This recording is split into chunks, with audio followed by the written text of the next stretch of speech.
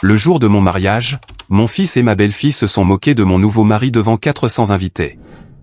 Ils ont dit qu'il n'était pas un beau-père. Ils ont dit que c'était une ordure. Toute la famille de ma belle-fille a éclaté de rire pendant que je sentais le monde s'écrouler sous mes pieds. Je me suis levée, tremblante de rage, et j'ai mis tout le monde dehors. C'est alors que mon mari m'a regardé avec un calme que je n'avais jamais vu auparavant et a dit quelque chose qui a changé ma vie pour toujours. « Chérie, je suis milliardaire. Mais laissez-moi vous raconter comment j'en suis arrivé là. Car ce qui s'est passé ensuite était quelque chose qu'aucun d'eux n'aurait jamais imaginé. Tout a commencé 3 heures plus tôt, quand moi, Barbara, à 61 ans, je me tenais dans la plus belle salle de réception que j'ai jamais vue. 400 invités remplissaient chaque chaise recouverte de velours ivoire. Les tables scintillaient de nappes en soie crème et de centres de table de fleurs blanches et dorées qui semblaient tout droit sortis des pages d'un magazine de mariage. J'avais engagé les meilleurs musiciens, le meilleur traiteur, tout payé avec mes économies de toute une vie. Je voulais que ce jour soit parfait car après 15 ans de veuvage, de solitude, de nuits à pleurer en silence, j'avais enfin retrouvé l'amour. Robert était à mes côtés à l'hôtel dans son modeste mais impeccable costume gris, ses cheveux argentés soigneusement peignés, ses mains burinées par des années de travail honnête. Il n'était pas riche. Il n'avait pas de voiture de luxe. Il vivait dans un petit appartement d'un quartier simple. Mais quand il me regardait, je me sentais la femme la plus précieuse de l'univers. C'était la seule chose qui comptait pour moi. Puis j'ai entendu le premier rire. Fort, moqueur, venimeux. Il venait du 3e rang, exactement là où mon fils Jason était assis à côté de sa femme, Tiffany. Il avait 38 ans. Il portait un costume italien qui coûtait plus de 3000 $. Il portait une Rolex au poignet et m'avait toujours fait comprendre que l'argent était la chose la plus importante dans la vie. Tiffany était pire. Cette femme de 35 ans dans sa robe rouge sang d'une taille trop petite, ses longs ongles peints en noir et son attitude de supériorité avait fait de ma vie un enfer depuis le jour où elle a épousé mon fils. Elle venait d'une famille qui se croyait de la haute société, même si nous savions tous que son père avait fait fortune avec des affaires louches. « Regarde ça », ai-je entendu Tiffany murmurer à sa mère, mais assez fort pour que je l'entende. La vieille dame épouse un clochard. Sa mère, une femme corpulente avec trop de faux bijoux pendant à son cou, Harry, couvrant sa bouche de sa main. Pauvre Barbara. À son âge, elle ne peut pas trouver mieux. J'ai senti mes joues brûler, mais j'ai gardé le regard fixé sur l'officiant. Robert m'a serré doucement la main, comme pour me dire que tout irait bien. Mais les choses ne faisaient que commencer. L'officiant a continué la cérémonie, parlant d'amour, de respect et de l'union sacrée du mariage. J'ai essayé de me concentrer sur ces paroles, sur ce moment dont j'avais rêvé pendant des mois, mais les rires étouffés et les commentaires cruels continuaient de venir de là où ma propre famille était assise. « Tu as vu ces chaussures » a chuchoté un des cousins de Tiffany. « On dirait qu'elles ont été achetées au marché aux puces. » Et ce costume, a ajouté un autre. « Mon jardinier s'habille mieux. » Toute la rangée de la famille de Tiffany ricanait discrètement. Ils étaient comme des hyènes attendant le moment parfait pour attaquer. J'ai senti mon cœur se briser en morceaux. Mais Robert est resté serein, digne, comme si rien de tout cela ne l'affectait. Cela m'a donné la force de continuer. Le moment des vœux est arrivé. Quand Robert a commencé à parler, sa voix était stable et pleine d'une émotion sincère. « Barbara, depuis le jour où je t'ai rencontrée, j'ai su que tu étais la femme avec qui je voulais passer le reste de ma vie. Je n'ai aucune richesse matérielle à t'offrir. Mais je te donne tout mon cœur, ma loyauté éternelle et ma promesse de te rendre heureuse chaque jour qu'il me reste à vivre. » Certaines personnes dans l'assistance ont soupiré, émues. J'avais les larmes aux yeux. Mais alors, j'ai entendu Jason éclater d'un rire sarcastique, fort et clair, qui a résonné dans toute la salle. « C'est pathétique », a dit mon fils à voix haute, sans aucune honte. Il s'est levé, une coupe de champagne à la main, se balançant légèrement. Il buvait depuis avant la cérémonie. « Sérieusement, maman, c'est cet homme que tu as choisi? Ce vieil homme misérable ?» La salle est tombée dans un silence absolu. 400 personnes ont retenu leur souffle. L'officiant a cessé de parler et m'a regardé avec inquiétude. Robert m'a serré la main plus fort, mais son expression est restée calme, presque compatissante. « Jason, s'il te plaît », ai-je essayé de dire, mais ma voix est sortie brisée, humiliée. « Non, maman. Quelqu'un doit dire la vérité ici. Jason a marché vers l'allée centrale, gesticulant de façon théâtrale. Tu as travaillé toute ta vie. Tu t'es sacrifié pour moi. Papa t'a laissé un bel héritage, et c'est ce que tu en fais? Épouser un moins que rien qui ne veut probablement que ton argent. Tiffany s'est levée aussi, avec un sourire malveillant sur les lèvres. Jason a raison, Barbara. Ce n'est pas un beau-père. C'est une ordure que tu as ramassée dans la rue. Toute sa famille a éclaté de rire. La mère, le père, les oncles, les cousins, tout le monde riant, pointant du doigt, sortant leur téléphone pour enregistrer le moment. C'était comme s'ils étaient au cirque et que nous étions les clowns. Mais alors, quelque chose en moi a craqué. Ce n'était pas de la tristesse. C'était de la fureur. Une rage brûlante qui m'a parcouru de la tête aux pieds. J'ai lâché la main de Robert et j'ai marché directement vers mon fils. Tu sais quoi, Jason? Ma voix sonnait différemment, plus forte, plus ferme que je ne l'avais entendue depuis des années. Tu as raison sur quelque chose. Quelqu'un doit dire la vérité ici. Le silence dans cette salle était si épais qu'on aurait pu le couper au couteau. 400 personnes me regardaient avec des yeux écarquillés, attendant de voir ce que la pauvre Barbara humiliée allait faire. Mon fils Jason avait ce sourire arrogant sur le visage, le même sourire qu'il utilisait depuis qu'il était enfant quand il pensait avoir gagné une dispute. Tiffany se tenait à côté de lui, les bras croisés, avec cette expression de supériorité que je détestais tant. Toute sa famille continuait de ricaner, profitant du spectacle comme si c'était la chose la plus divertissante qu'ils aient vue depuis des années. La vérité, ai-je répété, sentant chaque mot quitter ma bouche avec un poids que je n'avais jamais ressenti auparavant, c'est que j'ai passé 35 ans de ma vie mariée à ton père.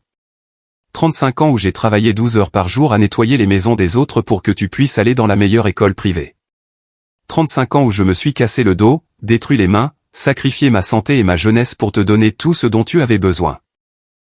Jason a cligné des yeux et pendant une seconde, j'ai vu une lueur de malaise dans ses yeux, mais il l'a rapidement caché en prenant une autre gorgée de son champagne. Ton père était un homme bon, ai-je continué, sentant les larmes commencer à monter dans mes yeux, mais refusant de les laisser couler. Mais quand il est mort il y a 15 ans, il m'a laissé seul, complètement seul. Sais-tu combien de fois je suis venu chez toi te demandant de passer du temps avec moi? Combien de fois je t'ai appelé en pleurant parce que la solitude me tuait? Maman, ne fais pas de drame, a dit Jason, mais sa voix sonnait moins assurée maintenant. Un drame?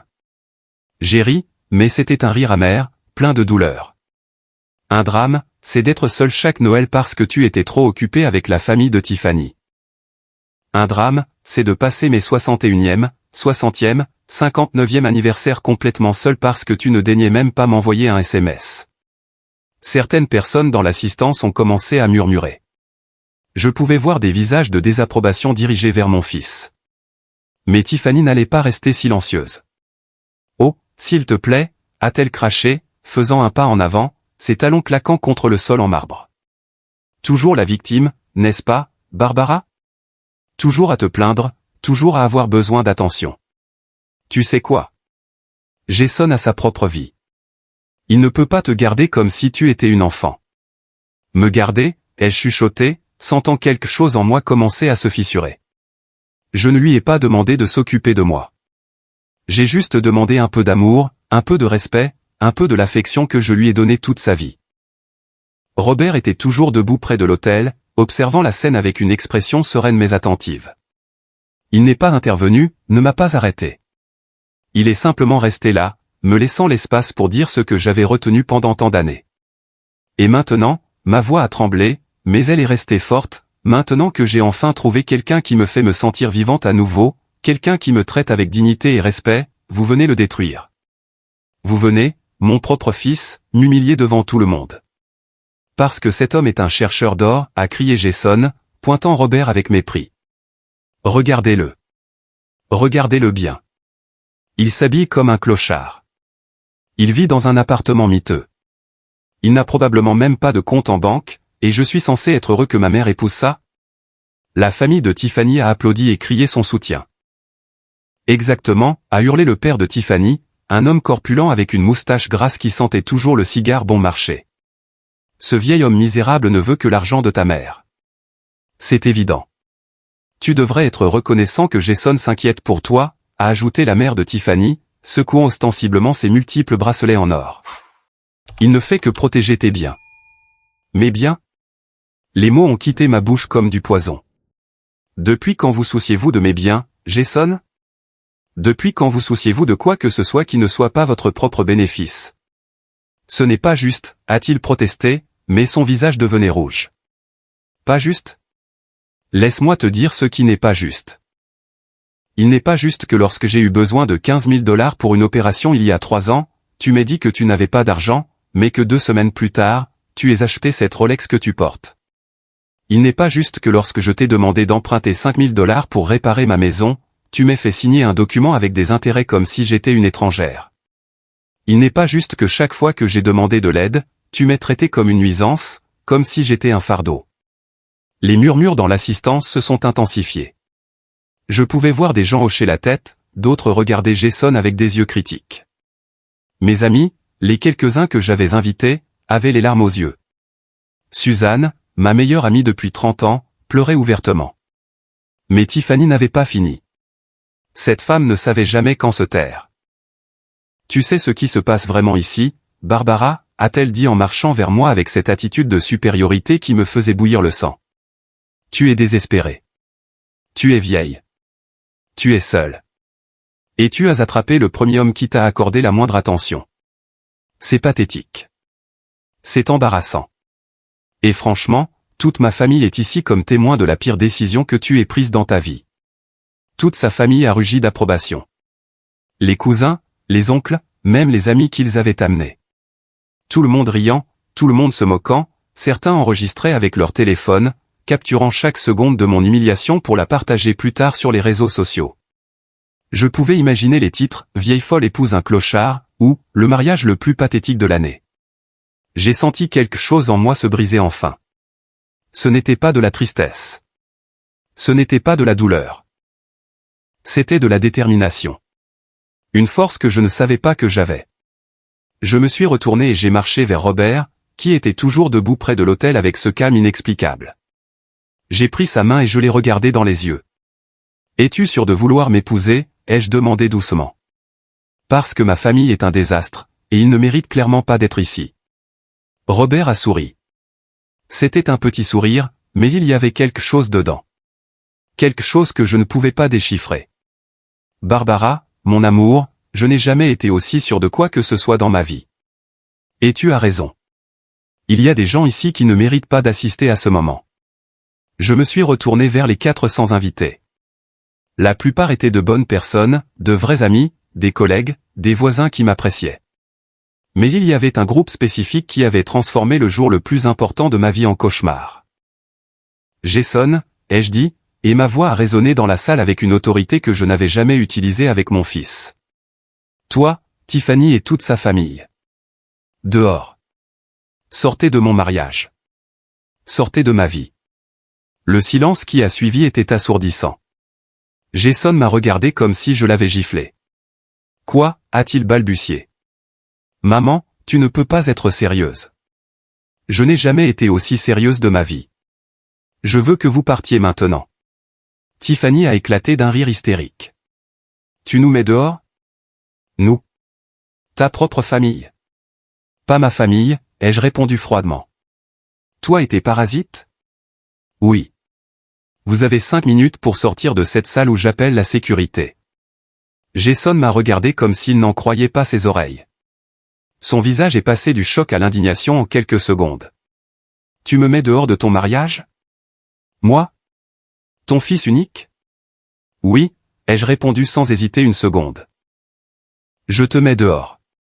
Toi, ta femme et toute cette famille de vipères que tu as amenée avec toi. Tiffany s'est avancée, pointant son index vers moi d'un air menaçant. Ses ongles noirs ressemblaient à des griffes, prêtes à attaquer. Tu ne peux pas faire ça, espèce de vieille folle. Tu n'en as pas le droit. J'ai tous les droits du monde. C'est mon mariage. J'ai payé chaque centime pour cet événement. J'ai loué cette salle. J'ai payé la nourriture. J'ai payé les musiciens. Et j'ai tous les droits de décider qui reste et qui part. Et vous, vous partez. Le père de Tiffany s'est levé de son siège, son ventre dépassant de sa ceinture. Pour qui te prends-tu pour nous parler comme ça? Ma famille a de l'influence dans cette ville. Nous pouvons te ruiner. Ruinez-moi alors, ai-je dit, sentant une bravoure que je ne savais pas exister en moi. Vous avez déjà ruiné le jour le plus important de ma vie. Que pouvez-vous me faire de plus? La mère de Tiffany s'est levée aussi, faisant cliqueter tous ses bracelets en or de manière scandaleuse. C'est une insulte, un manque total de respect. Nous sommes venus jusqu'ici pour soutenir ce mariage ridicule, et c'est ainsi que vous nous remerciez. Soutenir? J'ai ri amèrement. Vous appelez ça soutenir de vous moquer de mon mari, de le traiter d'ordure, de l'humilier devant tout le monde? Ce n'est pas du soutien. C'est de la pure cruauté. Un des cousins de Tiffany, un jeune homme avec trop de gel dans les cheveux, a crié de sa table. Ton mari est une ordure. On le sait tous. Regarde-le. On dirait un clochard que tu as ramassé dans la rue. Plusieurs membres de sa famille ont ri et applaudi. Ils appréciaient ça. Ils appréciaient vraiment de me détruire le jour de mon propre mariage. Robert a finalement parlé. Sa voix était calme, presque gentille, mais il y avait un ton de fermeté que je n'avais jamais entendu auparavant. Jeune homme, vous ne me connaissez pas. Vous ne savez rien de moi, et pourtant vous vous sentez le droit de m'insulter. Qu'est-ce que cela dit de vous? Le cousin s'est tu immédiatement, comme si quelque chose dans la voix de Robert l'avait désarmé. Mais Jason n'allait pas abandonner si facilement. Il s'est approché de moi, son haleine sentant l'alcool et son visage rouge de fureur. Maman, si tu nous mets dehors maintenant, si tu fais ça, tu ne me reverras plus jamais. Tu ne reverras plus jamais tes petits-enfants. Je le jure devant Dieu. Ces mots m'ont frappé comme un coup de poing dans l'estomac. Mes petits-enfants, Mason, 6 ans, et Harper, 4 ans. Je les aimais de tout mon cœur. L'idée de ne plus jamais les revoir était dévastatrice. Mais alors, j'ai regardé Robert. J'ai regardé cet homme qui m'avait traité avec plus de respect et de dignité en 6 mois de relation que mon propre fils au cours des 15 dernières années. Et j'ai su que je devais choisir. Je devais choisir mon propre bonheur pour une fois dans ma vie. Si c'est ta décision, Jason, ai-je dit, et ma voix s'est un peu brisée, mais je n'ai pas arrêté. Alors qu'il en soit ainsi. Je ne vais plus te laisser me manipuler. Je ne vais pas te permettre de m'utiliser comme ta banque personnelle tout en me traitant comme une ordure quand tu n'as pas besoin de moi. Tu es égoïste, a crié Tiffany. Une vieille femme égoïste qui choisit un étranger plutôt que sa propre famille. Ce n'est pas un étranger, ai-je répondu calmement. C'est l'homme que j'aime. Et si vous ne pouvez pas respecter ça, alors vous n'avez pas de place dans ma vie. Jason m'a regardé avec tant de haine qu'il m'a presque fait reculer. Tu vas le regretter. Quand ce vieil homme t'aura tout volé, quand il te laissera à la rue sans rien, ne viens pas pleurer à ma porte pour de l'aide. Ne t'inquiète pas, ai-je dit, sentant les larmes commencer enfin à couler sur mes joues.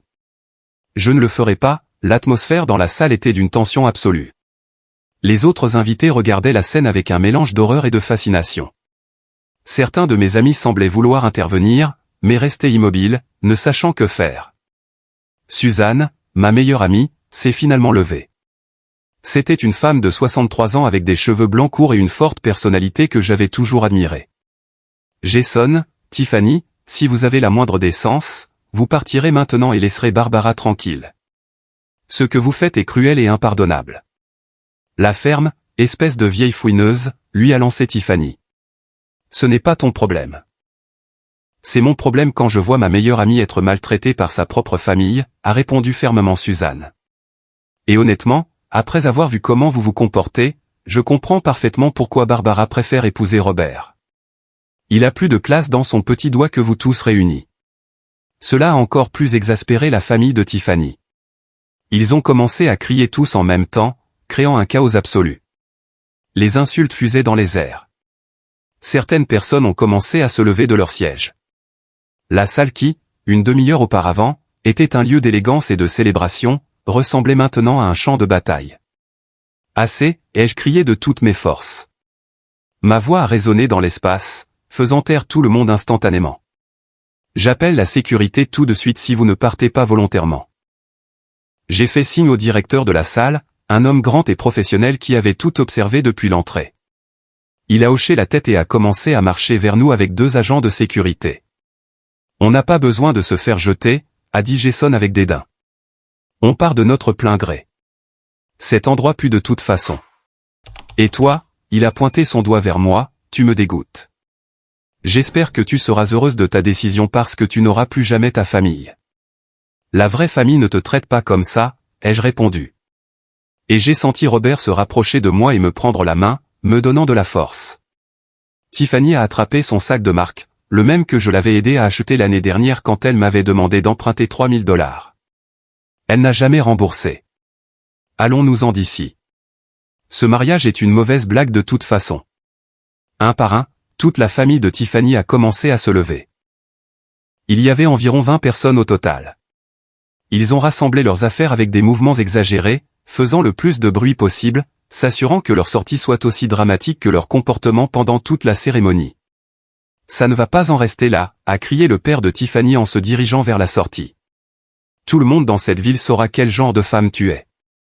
Qu'il le sache, ai-je dit avec un calme qui m'a surprise moi-même. Je ne me soucie plus de ce qu'ils pensent.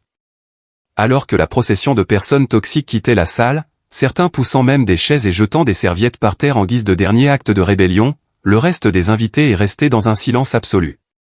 C'était comme si tout le monde retenait son souffle, attendant de voir ce qui allait se passer ensuite.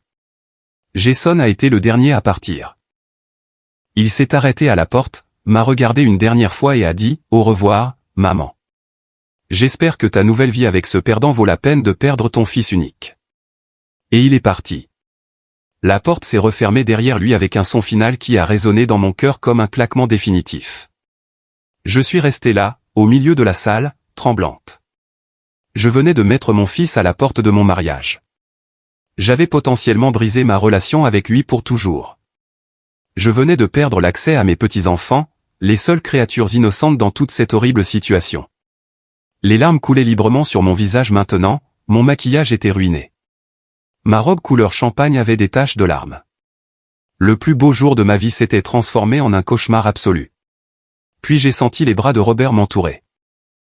Il m'a serré avec une telle tendresse, avec une telle force que pendant un instant, j'ai senti que tout irait bien. Je suis tellement désolé, chérie, ai-je murmuré contre sa poitrine. J'ai tout gâché. J'ai gâché notre mariage.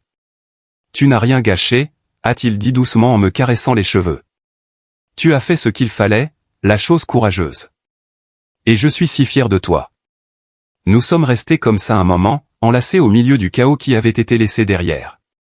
Les autres invités ont commencé à applaudir lentement. D'abord Suzanne, puis d'autres amis, jusqu'à ce que toute la salle applaudisse. Ce n'était pas un applaudissement de célébration. C'était un applaudissement de soutien, de solidarité. Robert s'est doucement séparé de moi et m'a pris les mains. Il m'a regardé dans les yeux avec une intensité que je n'avais jamais vue auparavant. Barbara, mon amour, il y a quelque chose que je dois te dire. Qu'est-ce que c'est ? Ai-je demandé en essuyant mes larmes. Il a pris une profonde inspiration, comme s'il était sur le point de révéler quelque chose d'important. Je ne suis pas celui que tu crois. Mon cœur s'est arrêté une seconde. Qu'est-ce que cela signifiait ? Après tout ce qui venait de se passer, avait-il un secret, lui aussi ? Robert, qu'est-ce que tu dis ? Ma voix a tremblé. Il a souri, mais c'était un sourire étrange. Triste et heureux à la fois. Chérie, je suis milliardaire. Je l'ai regardé fixement comme s'il avait parlé dans une autre langue. Les mots avaient quitté sa bouche, atteint mes oreilles, mais mon cerveau refusait de les traiter. Que as-tu dit ? Je suis milliardaire, Barbara, a répété Robert avec un calme absolu. J'ai plus de 2 milliards de dollars d'actifs, des propriétés dans 12 pays, des entreprises, des investissements, tout. J'ai senti mes jambes commencer à flancher. Suzanne a couru vers moi et m'a tenu par le bras. Barbara, respire. Respire, mon ami. Mais je ne pouvais pas respirer. Je ne pouvais pas penser. Tout ce qui s'était passé au cours de la dernière heure, l'humiliation, la douleur, le fait de mettre mon propre fils à la porte, et maintenant ça. Je ne comprends pas. Je ne comprends rien. Tu vis dans un petit appartement. Tu conduis une vieille voiture. Tes vêtements. C'est un choix conscient, a dit Robert, et sa voix était si douce qu'elle m'a donné envie de pleurer à nouveau. Après la mort de ma première femme il y a 8 ans, après avoir vu comment tout le monde autour de moi ne voulait que mon argent, j'ai décidé de vivre simplement. Je voulais trouver quelqu'un qui m'aimerait pour ce que je suis, pas pour ce que j'ai. La salle était dans un silence complet. Tout le monde écoutait chaque mot avec une attention absolue. C'était plus dramatique que n'importe quelle série télévisée qu'ils avaient jamais vue. C'est pour ça que tu portes ces vêtements, ai-je murmuré, commençant à comprendre. C'est pour ça que tu vis dans cet endroit. C'est pour ça que tu ne m'as jamais laissé payer quand nous sortions. Exactement, a-t-il hoché la tête. Et j'ai trouvé exactement ce que je cherchais. Je t'ai trouvé, Barbara. Une femme sincère avec un bon cœur qui m'a traité avec respect et affection, même quand elle pensait que je n'avais rien à offrir sauf mon amour. Les larmes sont revenues dans mes yeux. Mais cette fois, elles étaient différentes. Ce n'étaient pas des larmes de douleur ou d'humiliation. C'étaient des larmes de quelque chose que je ne pouvais pas encore nommer. Pourquoi? Me le dire maintenant? Pourquoi ici? Après tout ça. Robert a regardé vers la porte où Jason et Tiffany étaient partis quelques minutes auparavant. Parce que je voulais que tu vois qui ils sont vraiment. Je voulais que tu vois leur vrai caractère quand ils pensaient que je n'étais rien. Et je voulais que tu prennes ta propre décision à leur sujet avant de connaître la vérité sur moi. Mon Dieu, ai-je chuchoté en portant mes mains à mon visage. Mon fils. Mon fils vient d'insulter et d'humilier un milliardaire. Ton fils vient d'insulter et d'humilier l'homme que tu aimes, a corrigé doucement Robert. L'argent ne devrait pas changer ça. Il avait raison. Il avait absolument raison. Mais mon esprit continuait de tourner, traitant cette information impossible. 2 milliards de dollars? Comment? D'où? Robert a souri. Et pour la première fois, j'ai vu une lueur de fierté dans ses yeux. J'ai commencé avec rien. Comme toi. J'ai travaillé dans la construction pendant 20 ans. J'ai économisé chaque centime. J'ai investi dans l'immobilier quand personne d'autre ne le faisait. J'ai acheté des propriétés que tout le monde disait sans valeur. J'ai construit un empire brique par brique. Mais quand ma femme, ma bien-aimée Laetitia, est morte d'un cancer, tout cet argent ne signifiait rien. Je n'ai pas pu la sauver. Je n'ai pas pu la faire rester avec moi un jour de plus. Sa voix s'est brisée à la fin, et j'ai vu une douleur sincère dans ses yeux. Cet homme avait souffert. Il avait aimé et perdu, tout comme moi. Après sa mort, a-t-il continué, tout le monde autour de moi a changé. Mes amis ne m'appelaient que lorsqu'ils avaient besoin d'argent. Les femmes qui me cherchaient ne voyaient que des signes de dollars. Mes propres beaux-parents ont essayé de me poursuivre pour l'héritage. J'ai réalisé que l'argent avait empoisonné toutes mes relations, alors j'ai décidé de disparaître des radars. J'ai gardé mes entreprises, mais j'ai complètement changé mon style de vie. Suzanne était toujours à mes côtés, me tenant.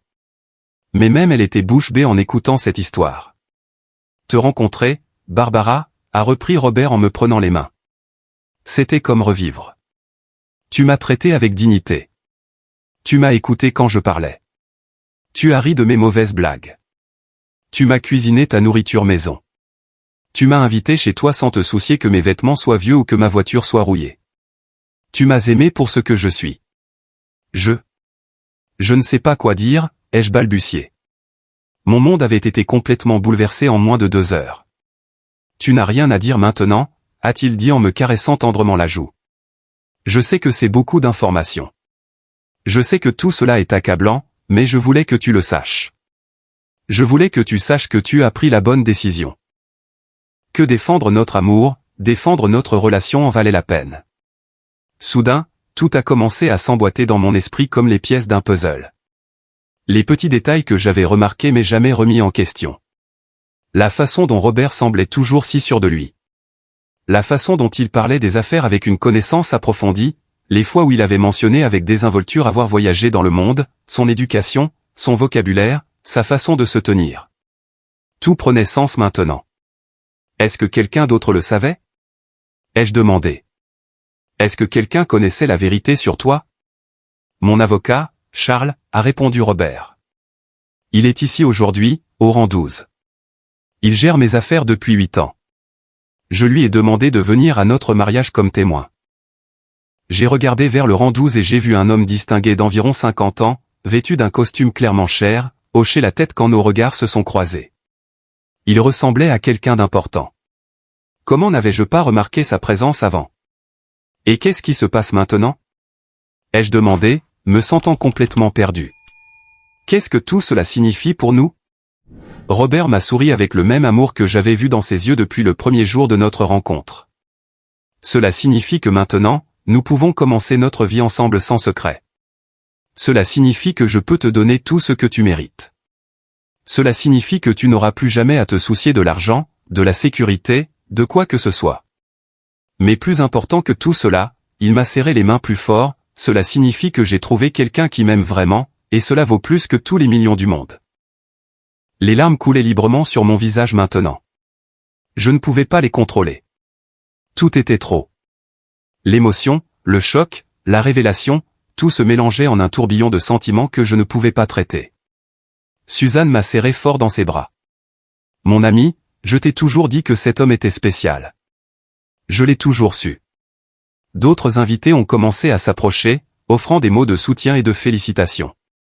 Mais j'étais toujours en état de choc, essayant de digérer cette nouvelle réalité. Il y a autre chose que tu devrais savoir, a dit doucement Robert.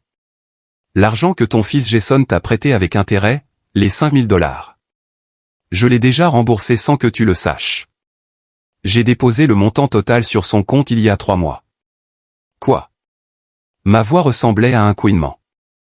Je ne voulais pas que tu aies cette dette sur les épaules, mais j'ai demandé à Charles de le faire anonymement. Je voulais voir si Jason t'en parlerait, s'il te rendrait l'argent ou te dirait que la dette était réglée.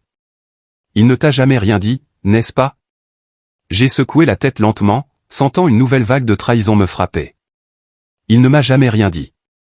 En fait, il y a 2 semaines, il m'a appelé pour me demander quand j'allais le payer.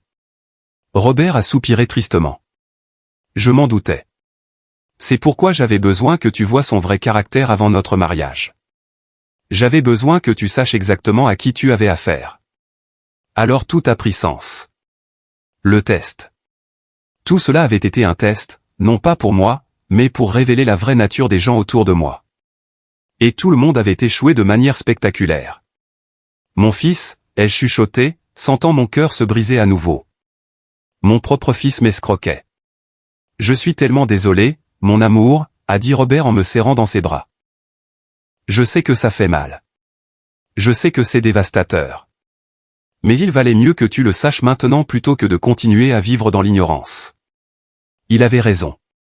Bien sûr, il avait raison. Mais cela ne rendait pas la douleur moins vive. Mon fils unique, le bébé que j'avais porté dans mon ventre pendant 9 mois, le garçon que j'avais élevé avec tant d'amour et de sacrifice, m'avait volé. Il m'avait menti. Il m'avait utilisé.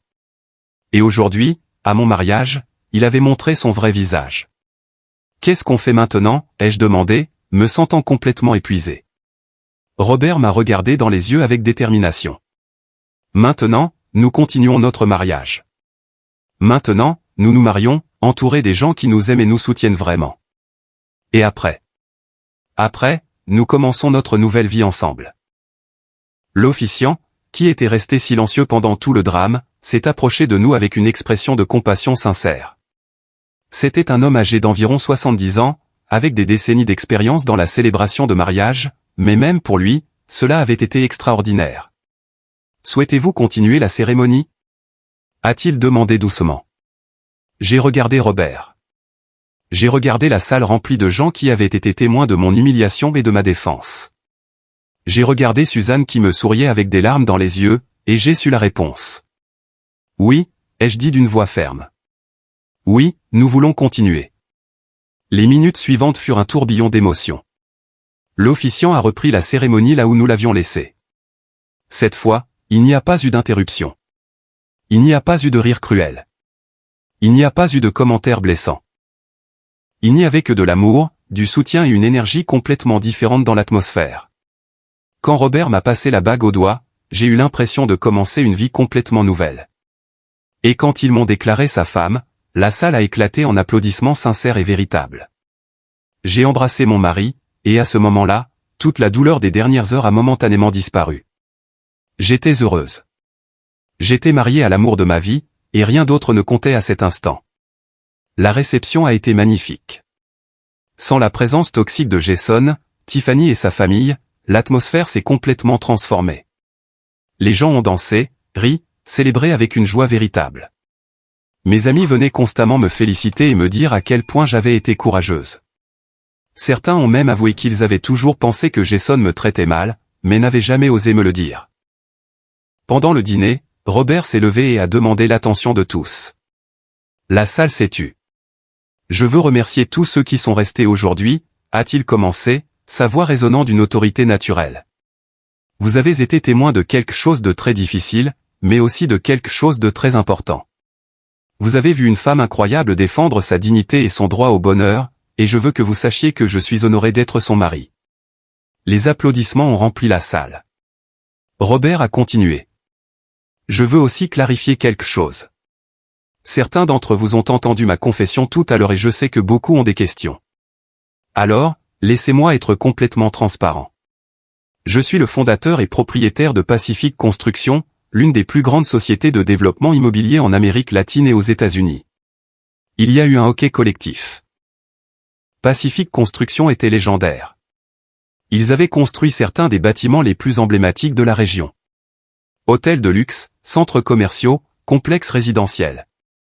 J'avais moi-même nettoyé certains de ces bâtiments lorsque je travaillais dans les services d'entretien. La raison pour laquelle je ne l'ai jamais mentionné, a poursuivi Robert, c'est qu'après avoir perdu ma première femme, j'ai réalisé que l'argent attirait les mauvaises personnes. Je voulais trouver le véritable amour, pas l'intérêt, et je l'ai trouvé en Barbara. Cette femme m'a aimé quand elle pensait que j'étais un simple travailleur à la retraite. Elle m'a donné son cœur sans rien attendre en retour. Et ça, mes amis, ça n'a pas de prix. Il a pris ma main et m'a fait me lever à côté de lui. Alors maintenant, je veux lui promettre devant vous tous que je consacrerai le reste de ma vie à la rendre heureuse, à lui donner tout ce qu'elle mérite et à la protéger de quiconque essaiera de lui faire du mal. L'ovation a été assourdissante. Suzanne pleurait ouvertement. D'autres amis s'étreignaient avec émotion. C'était comme si tout le monde partageait mon bonheur d'une manière profonde et sincère. Mais au milieu de toute cette joie, mon esprit revenait sans cesse à une image, le visage de Jason quand il a quitté la salle. La rage, le mépris, la certitude absolue que je faisais la plus grosse erreur de ma vie. Et je me demandais, que penserait-il maintenant? Aurait-il entendu les rumeurs sur qui était vraiment Robert? Saurait-il maintenant qu'il avait insulté et humilié un milliardaire? Comme si Robert pouvait lire dans mes pensées, il s'est penché vers moi pendant la danse et a murmuré, « Je sais que tu penses à lui. » C'est normal. C'est ton fils. Je ne peux pas m'en empêcher, ai-je admis. Malgré tout ce qu'il a fait, il est toujours mon fils. Et ça fait mal. Ça fait très mal. Je sais, chérie. Et je ne m'attends pas à ce que ça change du jour au lendemain. Mais je veux que tu saches quelque chose. Le fait qu'il soit ton fils ne lui donne pas le droit de te maltraiter. L'amour familial ne devrait pas inclure l'abus, la manipulation ou l'humiliation. Il avait raison. Je le savais dans mon cœur. Mais le cœur d'une mère est compliqué. On peut savoir que son enfant vous a profondément blessé et l'aimer quand même. On peut reconnaître sa toxicité et il peut quand même vous manquer. C'est une contradiction douloureuse que seules les mères comprennent complètement. La fête s'est poursuivie tard dans la nuit. Nous avons dansé, mangé du gâteau, trinqué avec du champagne qui coûtait probablement plus que ce que je gagnais en un mois quand je nettoyais des maisons. Tout était surréaliste. Ce matin, je m'étais réveillé en tant que Barbara, la femme de 61 ans qui avait travaillé dur toute sa vie pour survivre. Maintenant, j'allais me coucher en tant que Barbara, l'épouse d'un milliardaire. Quand nous nous sommes enfin retirés dans la suite nuptiale que Robert avait réservée à l'hôtel le plus luxueux de la ville, je me sentais submergé partout. La chambre était plus grande que tout mon appartement. Elle avait des fenêtres du sol au plafond donnant sur toute la ville illuminée. Un lit immense avec des draps qui coûtaient probablement des milliers de dollars, une salle de bain en marbre avec une baignoire qui ressemblait à une petite piscine. « Ça va ?» a demandé Robert en enlevant sa veste. Je me suis assise sur le bord du lit, portant toujours ma robe couleur champagne. Honnêtement, je ne sais pas. J'ai l'impression d'être dans un rêve, ou peut-être un cauchemar, ou les deux en même temps. Robert s'est assis à côté de moi et m'a pris la main. Je sais que c'est beaucoup à digérer. Tout a changé en quelques heures, mais je veux que tu saches quelque chose de très important, Barbara. Rien entre nous n'a changé. Je suis toujours le même homme que tu as rencontré il y a 6 mois. Le même homme qui est tombé amoureux de ton rire, de ta gentillesse, de ta force. L'argent, c'est juste de l'argent. Ça ne définit pas qui je suis. Mais ça change tout, ai-je chuchoté. Ça change absolument tout. Pas nécessairement, a-t-il insisté. Nous pouvons continuer à vivre simplement si c'est ce que tu veux. Ou nous pouvons profiter de quelques conforts. C'est toi qui décides. C'est notre vie maintenant. Notre décision. Je l'ai regardé dans les yeux et j'ai vu la même tendresse que j'avais toujours vue, la même douceur, le même amour. Et j'ai réalisé qu'il avait raison. L'argent ne l'avait pas changé. Il était toujours Robert. Mon Robert. Je veux te demander quelque chose, ai-je dit après un moment de silence. Pourquoi moi? De toutes les femmes que tu aurais pu choisir, pourquoi as-tu choisi une veuve de 61 ans avec un fils problématique et une vie compliquée? Robert a souri. Et c'est ce sourire qui a fait fondre mon cœur. Tu te souviens du jour où nous nous sommes rencontrés? J'ai hoché la tête. C'était à l'épicerie du coin. J'achetais des légumes, essayant de trouver les moins chers. Il était dans la même allée et nos chariots s'étaient accidentellement heurtés. Tu t'es excusé au moins 5 fois, s'est souvenu Robert avec un sourire. Et puis, quand tu as vu qu'une tomate était tombée de mon chariot et avait roulé sous une étagère, tu t'es mise à genoux pour la ramasser. Tu t'es agenouillé avec ton mauvais genou qui te fait toujours mal pour ramasser ma tomate. Et quand tu me l'as rendue et que je t'ai remercié, tu m'as souri avec une telle chaleur, avec une telle gentillesse sincère que j'ai su à ce moment-là que tu étais spécial.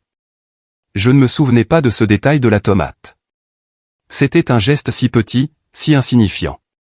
Après ça, a-t-il continué, nous avons commencé à nous croiser régulièrement au magasin, toujours le jeudi matin, et chaque fois que je te voyais, j'apprenais quelque chose de nouveau sur toi, ta patience avec les caissiers, ta générosité avec les enfants qui vendaient des bonbons dehors, la façon dont tu saluais tout le monde avec respect, peu importe qui ils étaient.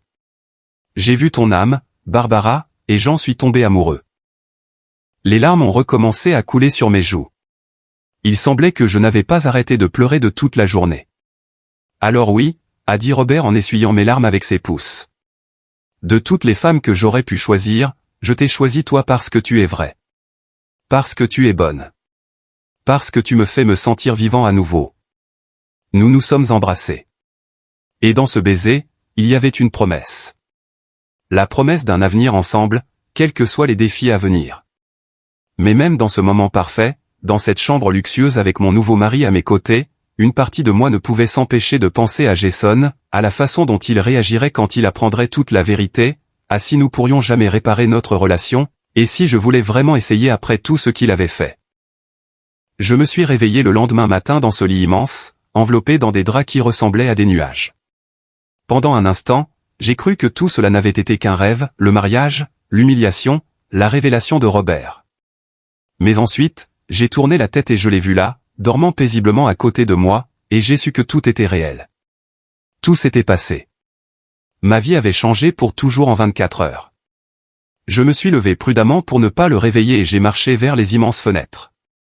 La ville s'étendait en dessous de nous, baignée par la lumière dorée de l'aube. De cette hauteur, tout semblait si petit, si insignifiant, et je me suis demandé si c'était ainsi que Robert voyait le monde, depuis sa position de pouvoir et de richesse. « Bonjour, mon amour », ai-je entendu sa voix derrière moi. Je me suis retourné et je l'ai vu assis dans le lit, les cheveux en désordre et un doux sourire sur le visage. « Bonjour », ai-je répondu, ressentant un mélange de bonheur et d'anxiété. Je ne pouvais plus dormir. Compréhensible. La journée d'hier a été intense. Il s'est levé et s'est approché de moi, m'enlaçant par derrière. « À quoi penses-tu » ? « À tout, ai-je admis. À Jason. À ce qui s'est passé. À ce qui va suivre. » Robert m'a embrassé doucement sur la tête. « J'ai quelque chose à te montrer. Quelque chose qui, je pense, t'aidera à mieux comprendre qui je suis et ce que signifie notre nouvelle vie ensemble. » Une demi-heure plus tard, nous étions dans un hélicoptère privé. Un hélicoptère ? Jamais de ma vie je n'aurais imaginé voler dans un hélicoptère. Robert maniait les commandes avec l'aisance de quelqu'un qui l'avait fait 1000 fois.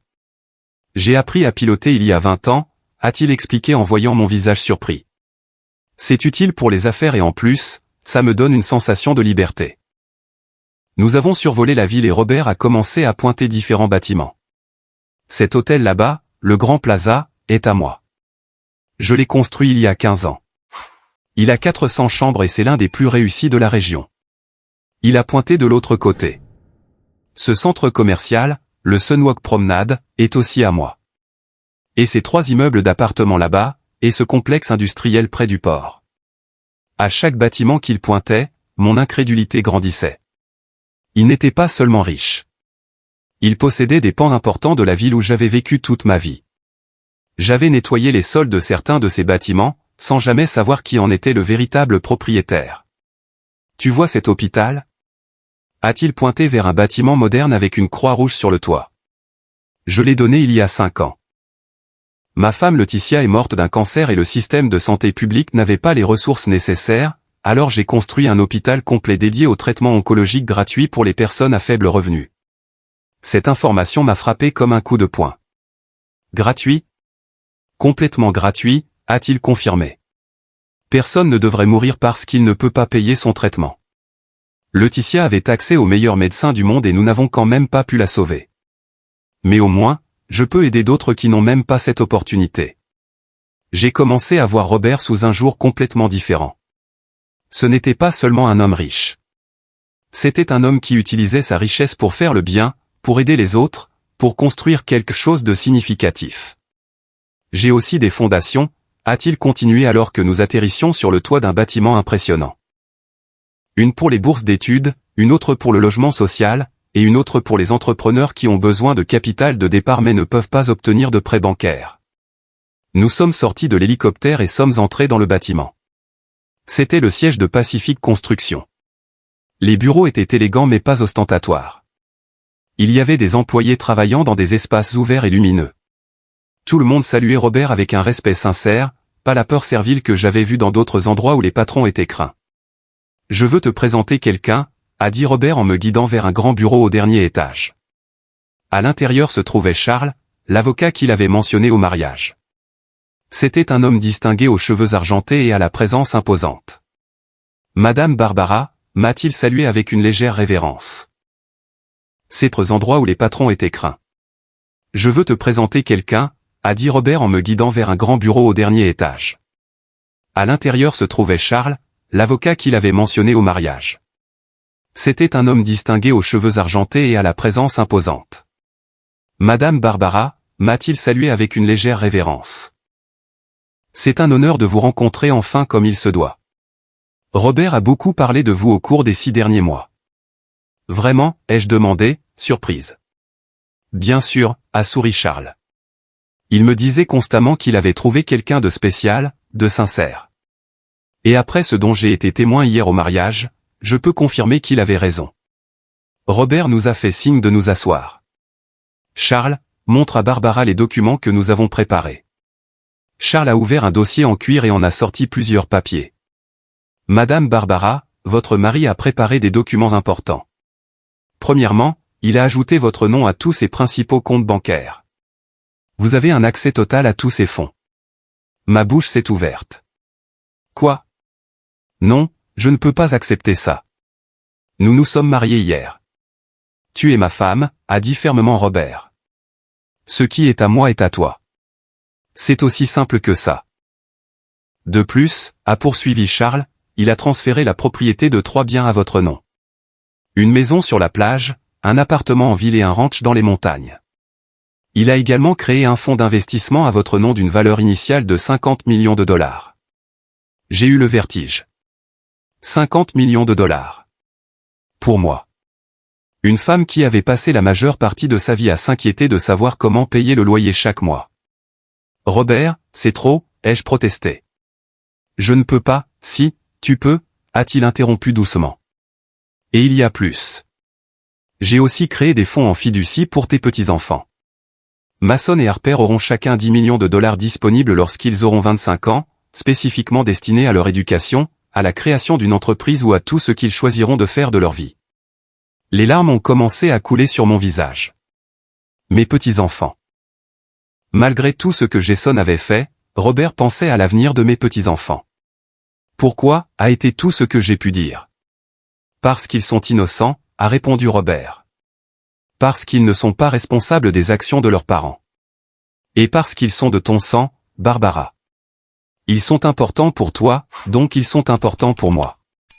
Charles a continué à expliquer d'autres détails.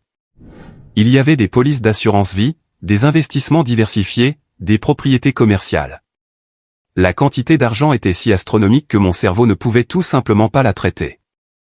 De plus, a dit Robert après que Charles a fini, je veux que tu saches que tu as une liberté totale sur la façon dont tu veux vivre ta vie.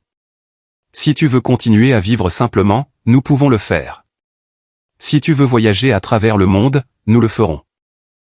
Si tu veux te consacrer à des causes caritatives, je te soutiendrai complètement. C'est ta vie maintenant, Barbara. C'est toi qui décides comment tu veux la vivre.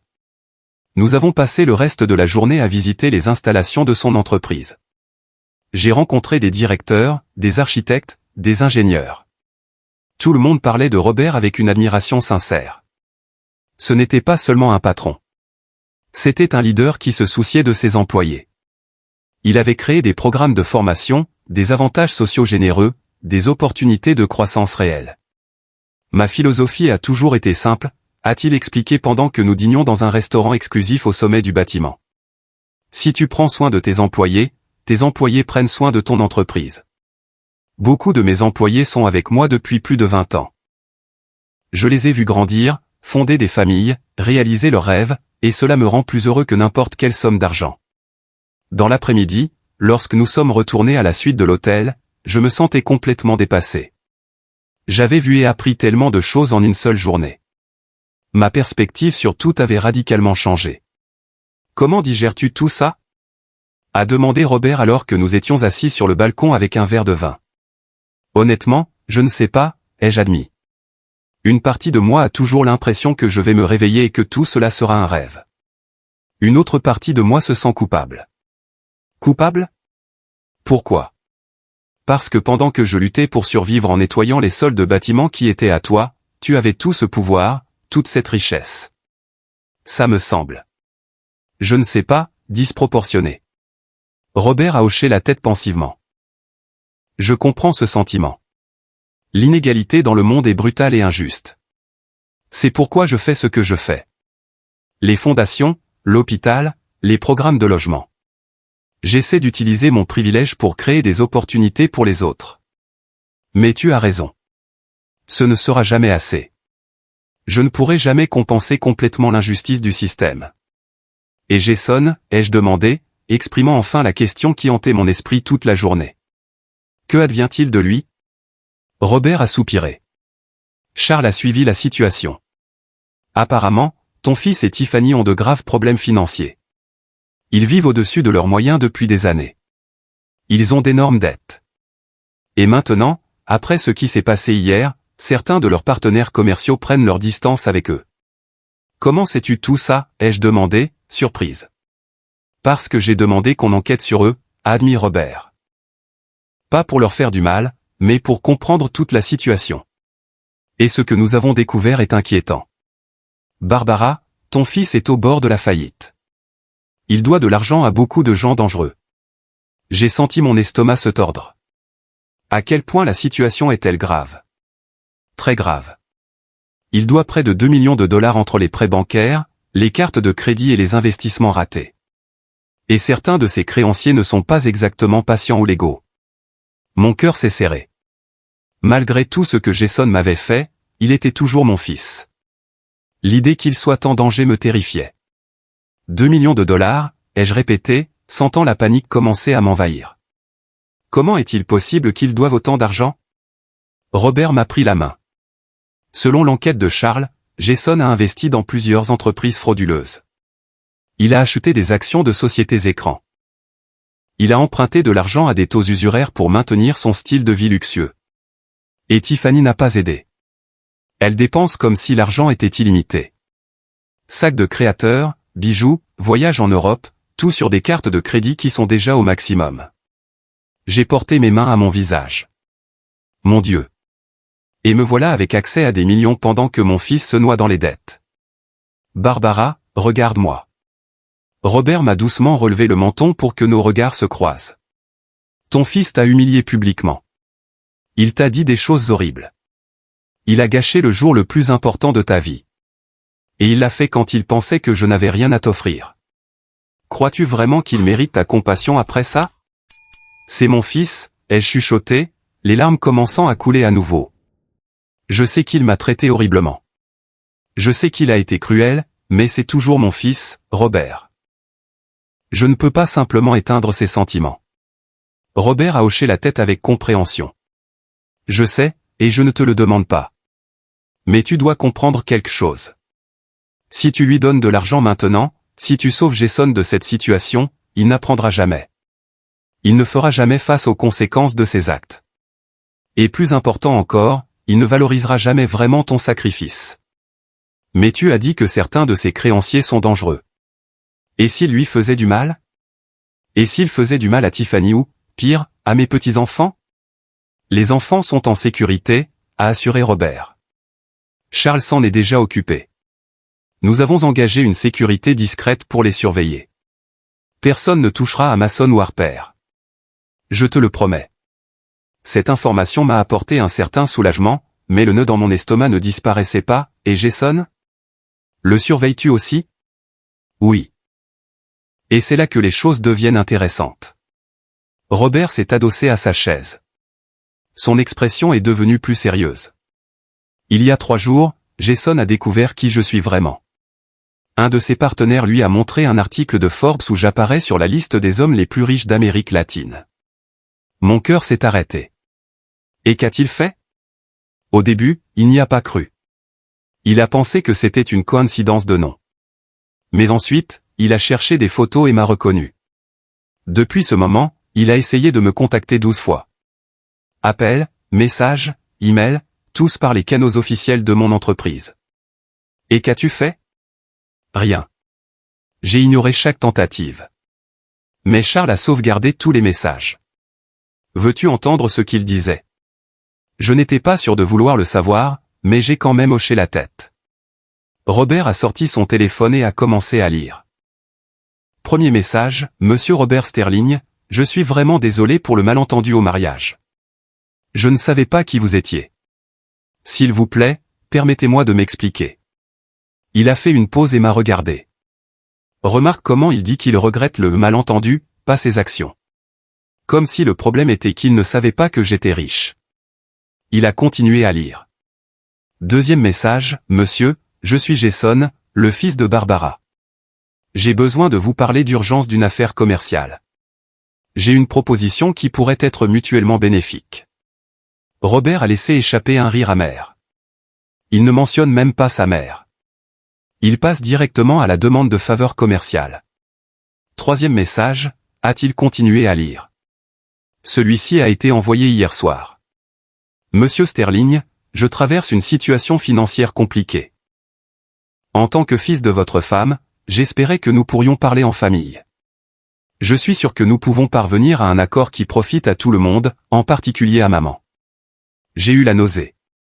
Il utilise mon nom pour te manipuler? Exactement. Et il y a plus. Message numéro 7, Monsieur Robert, je sais que j'ai fait des erreurs au mariage. J'étais ivre et je ne réfléchissais pas clairement. Mais je suis le fils unique de Barbara. Les petits-enfants qu'elle adore sont mes enfants. Voulez-vous vraiment briser cette relation familiale? Je peux la rendre heureuse si vous m'aidez à résoudre mes problèmes actuels. C'est du chantage affectif, ai-je dit, sentant la rage commencer à remplacer l'inquiétude. Absolument. Et le message le plus récent, envoyé ce matin, Robert, j'ai besoin de 500 000 $ d'ici la fin de la semaine où je serai en graves ennuis. En tant que mari de ma mère, vous avez une obligation morale d'aider sa famille. Je promets de tout rembourser avec intérêt. Je compte sur votre compréhension. Je suis restée silencieuse pendant un long moment, digérant tout ce que je venais d'entendre. Mon fils n'avait pas appelé pour s'excuser auprès de moi. Il n'avait pas essayé de réparer notre relation. Il n'avait pas montré une once de regret sincère. Il ne voulait que de l'argent. Il essayait juste d'utiliser mon mariage pour résoudre ses propres problèmes financiers. Que comptes-tu faire? Ai-je demandé finalement. La question est, que veux-tu que je fasse? a répondu Robert. Tu es sa mère. Tu es ma femme. Cette décision t'affecte autant que moi. Je me suis levé et j'ai marché jusqu'au bord du balcon, regardant la ville s'étendre sous nos pieds. Quelque part là-dessous, mon fils était désespéré, effrayé, planifiant probablement son prochain coup. Une partie de moi, cette partie maternelle qui ne disparaît jamais, peu importe à quel point on vous blesse, voulait courir le sauver. Je voulais lui donner l'argent et résoudre tous ses problèmes. Mais une autre partie de moi, celle qui avait été humiliée devant 400 personnes, celle qui avait été utilisée et manipulée pendant des années, celle qui avait enfin trouvé la force de défendre sa dignité, savait que ce serait une erreur. Ne lui donne pas l'argent, ai-je dit finalement, ma voix plus ferme que je ne l'attendais. Pas encore. Pas comme ça. Robert s'est approché de moi et m'a enlacé par derrière. En es-tu sûr? Non, ai-je admis. Mais je sais que c'est la bonne chose à faire. Si nous lui donnons l'argent maintenant, sans conséquences réelles pour ses actions, nous ne ferons que nourrir son comportement. Il doit toucher le fond. Il doit comprendre qu'il ne peut pas traiter les gens comme ça et s'en tirer. C'est une décision courageuse, a dit Robert en m'embrassant sur la tête. C'est une décision douloureuse, ai-je corrigé, mais nécessaire. Les jours suivants furent des montagnes russes émotionnelles. Robert et moi sommes partis en lune de miel sur une île privée dans les Caraïbes qui, bien sûr, lui appartenait. C'était un paradis avec des plages de sable blanc, des eaux cristallines et une intimité absolue. J'ai essayé de me détendre, de profiter de ce temps avec mon nouveau mari, mais mon esprit revenait sans cesse à Jason. Charles nous tenait informés de la situation. Les créanciers de Jason commençaient à mettre la pression. Ils avaient saisi sa voiture de luxe. Ils avaient gelé ses comptes bancaires. La maison où il vivait avec Tiffany et les enfants était en cours de saisie. Et Tiffany, ai-je demandé lors d'une des mises à jour par appel vidéo. Elle a quitté Jason il y a 2 jours, a informé Charles de son ton professionnel habituel. Elle est allée vivre chez ses parents et a emmené les enfants. Elle a demandé le divorce hier matin. J'ai ressenti une pointe de douleur pour Jason malgré tout. Être abandonné par sa femme, perdre ses enfants, faire face à la ruine financière, tout en même temps. C'était dévastateur. Et comment va-t-il, ai-je demandé. Pas bien, a admis Charles. Nos contacts disent qu'il boit beaucoup.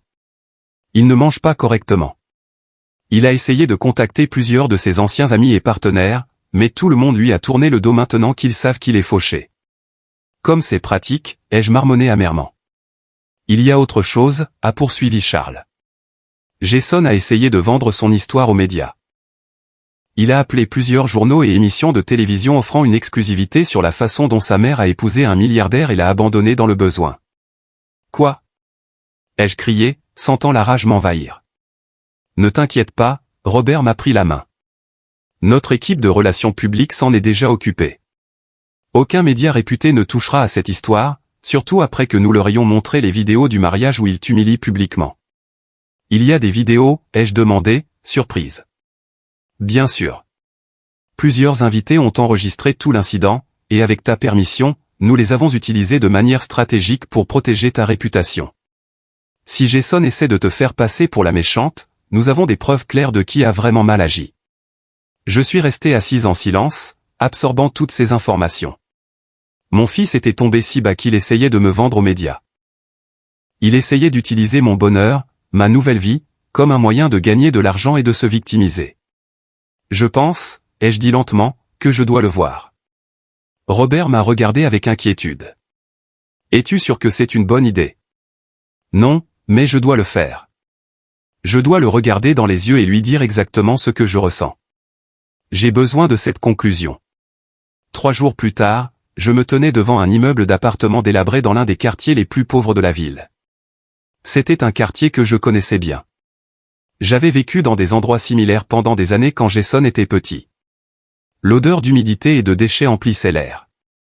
Les murs étaient couverts de graffitis, et les escaliers craquaient dangereusement sous mes pieds alors que je montais au 3e étage.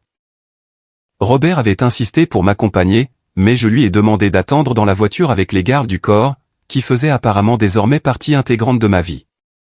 C'était quelque chose que je devais faire seul. J'ai frappé à la porte de l'appartement numéro 32. J'ai entendu des pas traînant de l'autre côté, puis la porte s'est ouverte lentement.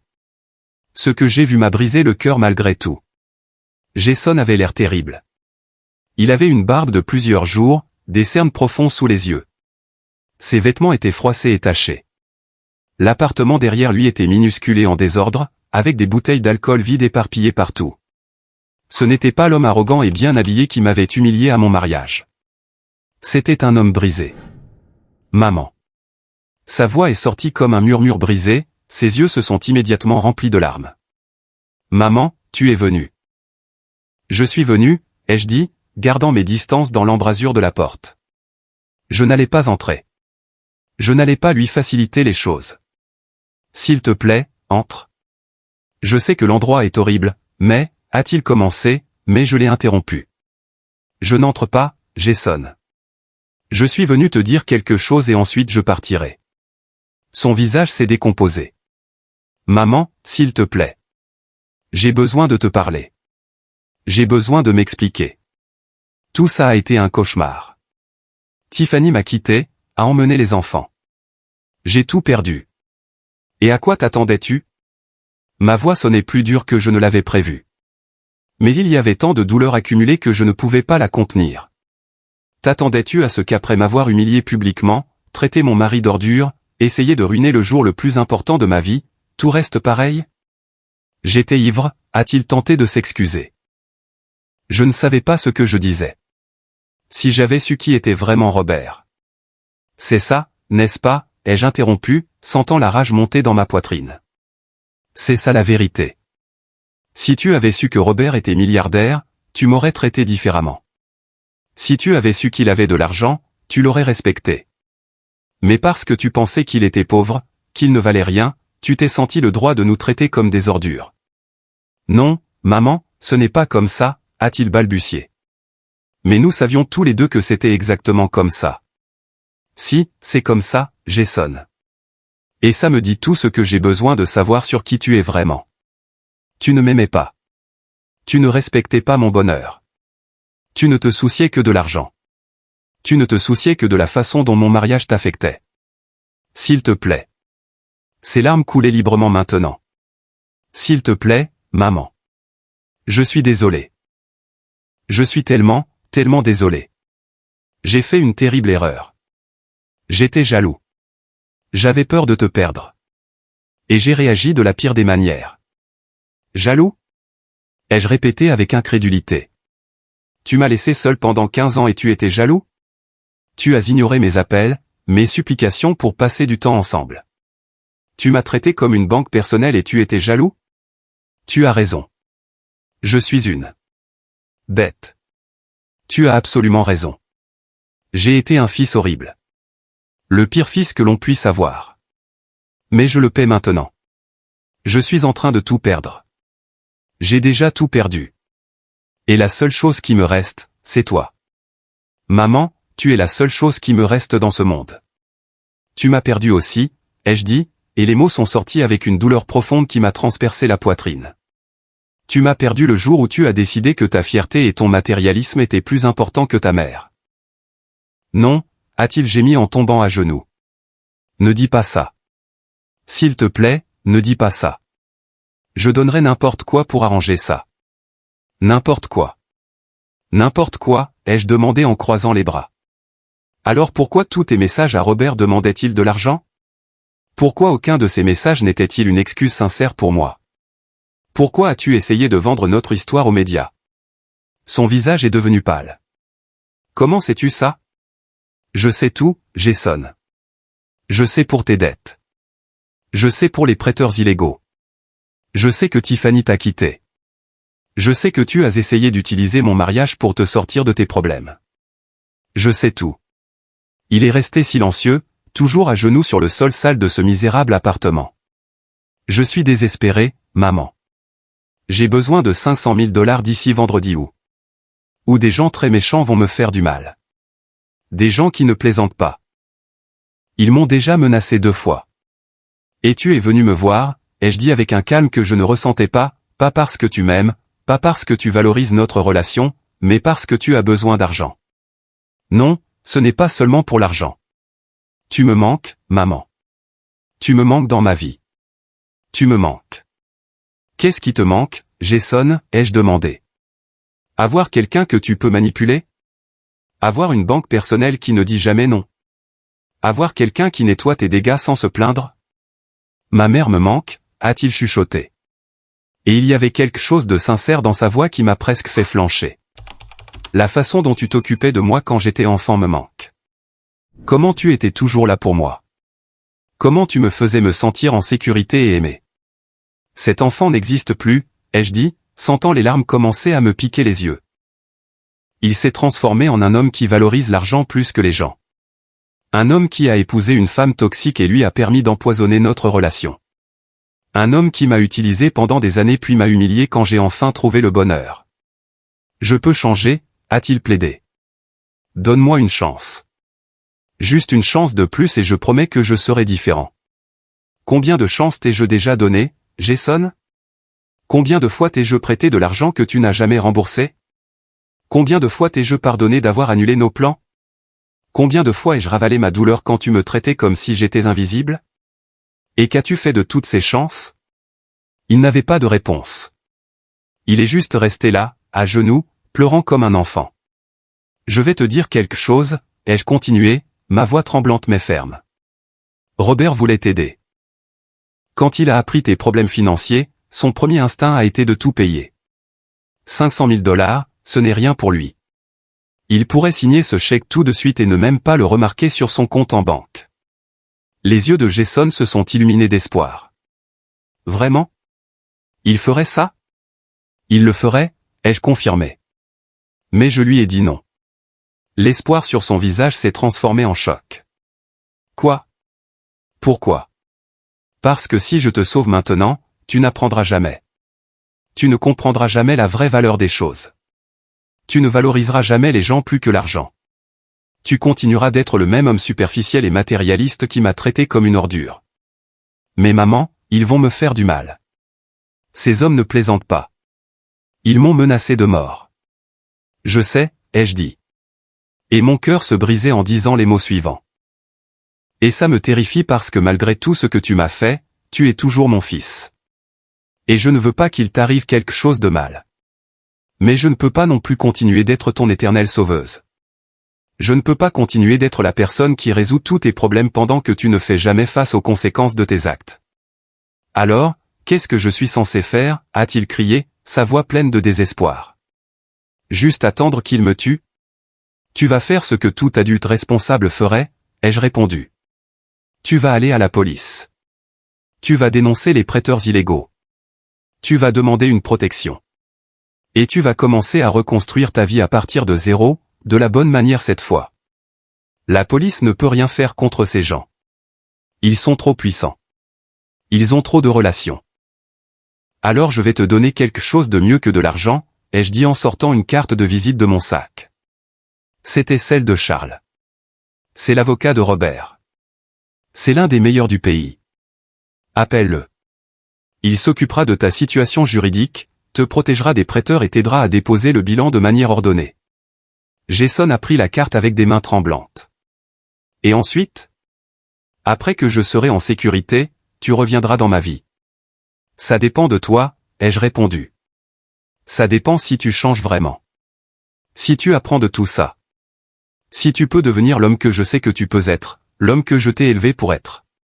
Et mes enfants? Puis-je au moins les voir? Peuvent-ils revoir leur grand-mère? Cette question m'a frappé durement. Mason et Harper. Ils m'avaient manqué chaque jour depuis le mariage. Je parlerai à Tiffany, ai-je promis. Mais elle ne me doit rien. Si elle décide qu'elle ne veut pas que je voie les enfants pour l'instant, je devrais respecter cette décision. Elle te déteste, a dit amèrement Jason. Elle dit que tout ça, c'est de ta faute.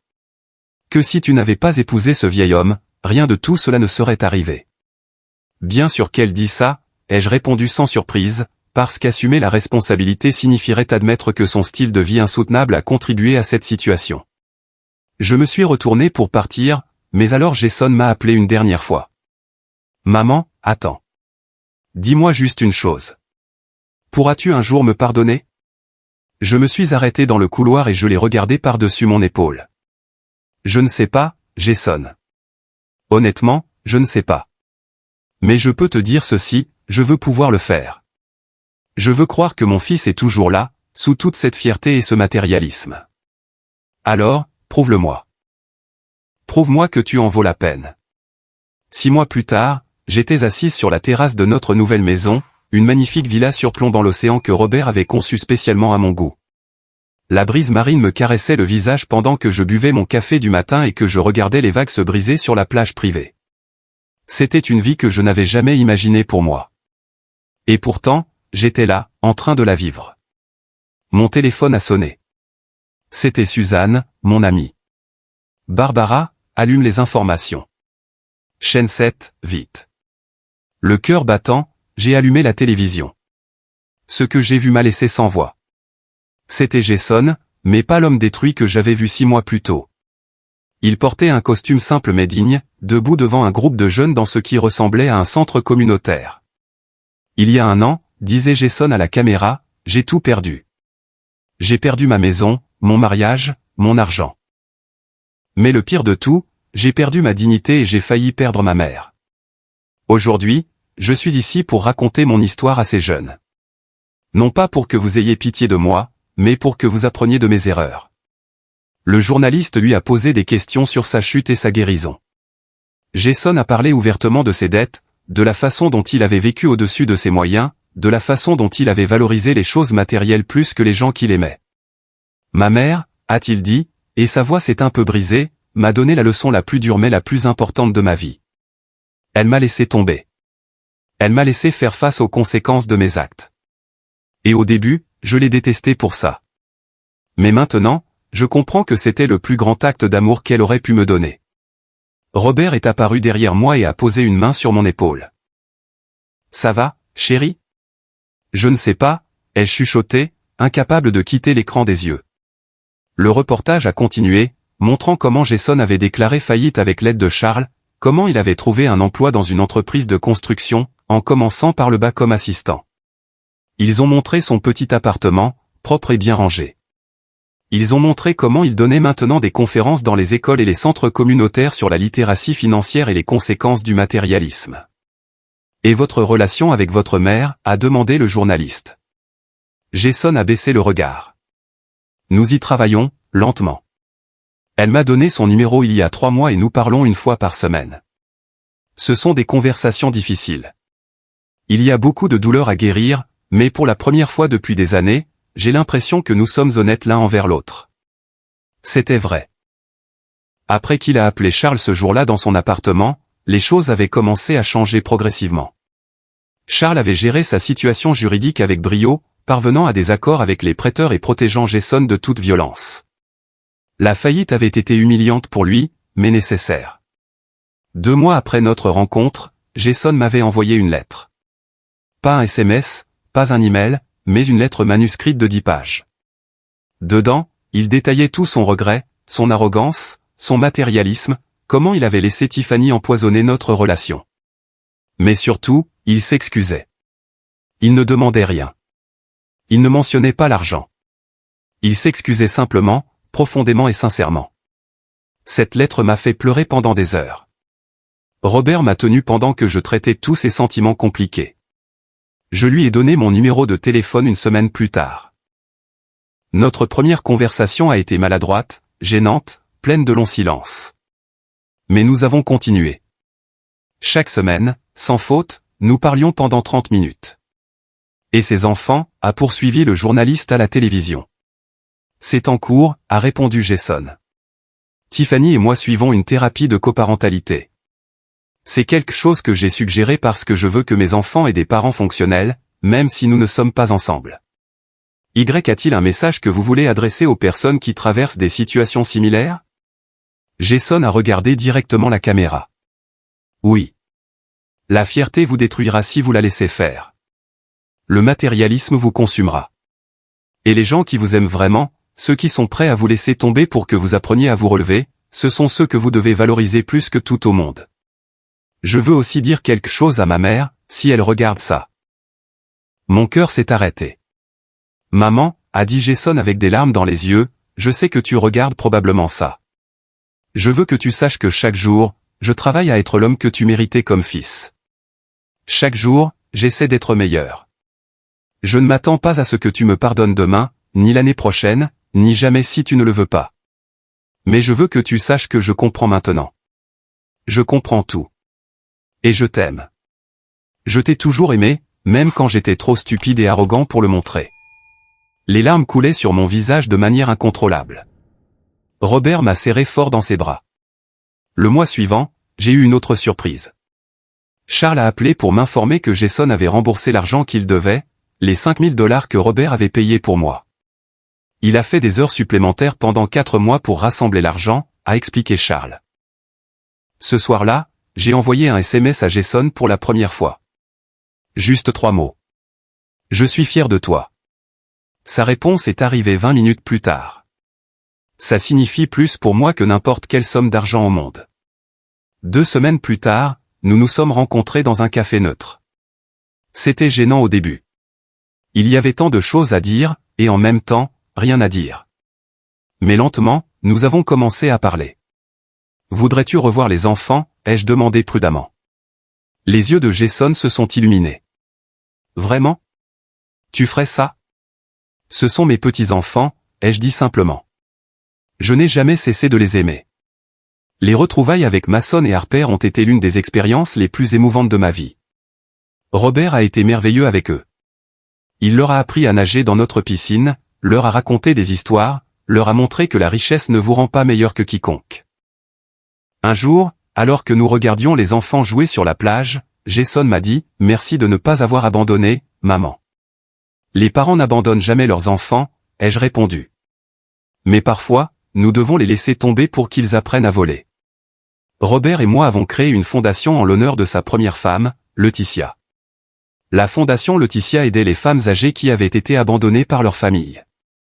C'était mon idée, née de ma propre expérience. Une nuit, exactement 1 an après notre mariage, Robert et moi avons renouvelé nos vœux. Cette fois, c'était une petite cérémonie chez nous, seulement avec les gens qui comptaient vraiment. Jason était là avec Mason et Harper. Quand le moment des vœux est arrivé, Robert m'a pris les mains et a dit, « Il y a 1 an, je t'ai promis un amour éternel sans que tu saches qui j'étais vraiment. Aujourd'hui, je te le promets à nouveau, maintenant que tu sais tout. » Après la cérémonie, Jason s'est approché de Robert. « Monsieur Sterling, je ne me suis jamais excusé auprès de vous comme il se doit. Vous êtes un homme bon, et ma mère a de la chance de vous avoir trouvé. » Robert lui a tendu la main. « Le passé est le passé, Jason. Ce qui compte, c'est l'homme que tu es aujourd'hui. » Cette nuit-là, allongé dans les bras de Robert, j'ai réfléchi à tout ce qui s'était passé. Il y a 1 an, j'avais été humilié le jour le plus important de ma vie.